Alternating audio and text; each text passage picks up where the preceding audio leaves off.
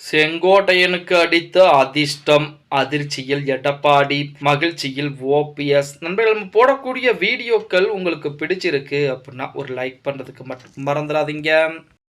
அனைத்திந்திய அண்ணா திராவிட முன்னேற்ற கழகத்தை பொறுத்த வரைக்கும் எடப்பாடி பழனிசாமி தான் மிகப்பெரிய தலைவரா, அரசியல் அனுபவம் மிக்க ஒரு தலைவரா அப்படின்னு பார்த்தா கிடையாது. அதற்கு பதிலாக இன்னும் நிறைய தலைவர்கள், முன்னாள் அமைச்சர்கள், முக்கியமானவர்கள் அதிமுகவிலே இருந்து கொண்டிருக்காங்க. அவர்களுடைய ஆதரவுகளை பூரம் பெற்றனால் தான் எடப்பாடி பழனிசாமி இன்று பொதுச் செயலராக அமர்ந்திருக்கிறார். இல்லை என்றால் அவருடைய நிலைமை என்னவாக இருக்கும் அப்படின்னு நம்ம அனைவருக்கும் தெரியும்.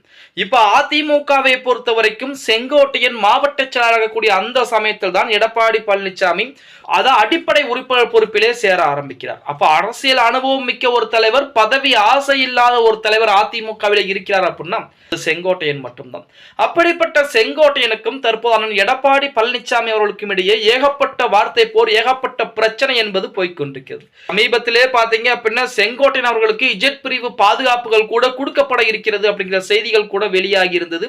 மட்டுமில்லாமல் அதிமுகவிலே எடப்பாடி பழனிசாமி செல்லக்கூடிய அந்த நிகழ்ச்சிகளுக்கு கூட செங்கோட்டையன் வருவதற்கு மறுப்பு தெரிவிக்கிறார் அப்படிங்கிற மாதிரிலாம் பிரச்சனை என்பது எழ ஆரம்பித்தது. ஏன் செங்கோட்டையன் இல்லாமல் எடப்பாடி பழனிசாமி அதிமுக வழிநடத்த முடியாதா அப்படின்னு பார்த்தா வாய்ப்புகளே கிடையாது அப்படின்னு சொல்லலாம். ஏன்னா இப்ப அதிமுக ஆல்ரெடி 2-3 துண்டுகளாக பிரிந்து கிடக்கிறது.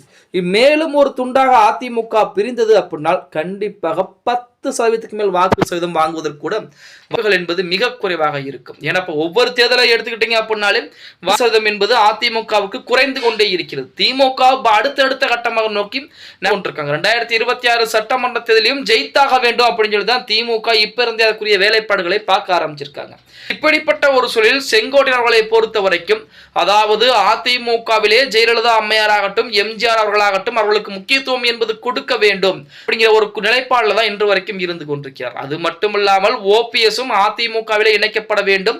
சசிகலா போன்றவர்கள் அதிமுகவுடன் இணைந்து கூட்டணி வைத்தாலும் சரி, கூட்டணி வைக்காமல் இருந்தாலும் சரி, அனைவரும் ஒன்று சேர்ந்து பாடுபட்டால் மட்டும்தான் அதிமுக வெற்றி பெறக்கூடிய ஒரு சூழலை உருவாக்கப்படும் அப்படிங்கிற மாதிரி தான் தற்போது செங்கோட்டையன் சொல்லியிருக்கிறார். அது மட்டுமல்லாமல் செங்கோட்டையனை தனிப்பட்ட முறையில் சந்திப்பதற்கு மத்தியில் இருக்கக்கூடிய பாஜகவும் நேரம் ஒதுக்கி இருப்பதாக கூட செய்திகள் என்பது வெளியாகி இருக்கிறது. அப்ப செங்கோட்டையன் அவர்களை பொறுத்த வரைக்கும் பாஜகவிற்கு ஆதரவாக செயல்படுகிறாரா இல்லையா அப்படிங்கிறது அடுத்த கட்ட பிரச்சனை. இருந்த போதிலும் செங்கோட்டையன் அவர்களை பொறுத்த வரைக்கும் அவருக்கு கொடுக்கக்கூடிய மரியாதை பார்த்தீங்கன்னா தற்போது மத்தியிலே மிகப்பெரியதாகத்தான் இருந்து கொண்டிருக்கிறது அப்படின்னு கூட சொல்லலாம்.